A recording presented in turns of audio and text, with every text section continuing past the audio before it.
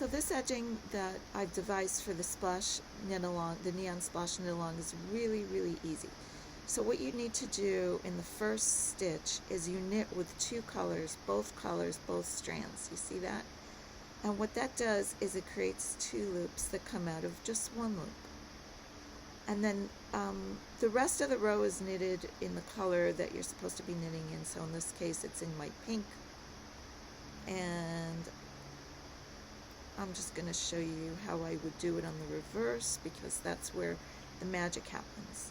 On the reverse, I would just go up to the last two loops, and that's what the instructions tell you to do.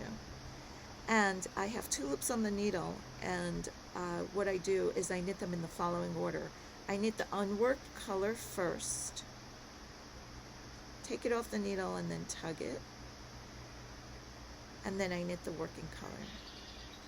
And what that does is it carries up the unworked yarn in such a way that it appears in the second stitch. Do you see that? Gives you a nice neat edging, and you never have to worry about unsightly loops forming, and you still maintain your increase in the first stitch.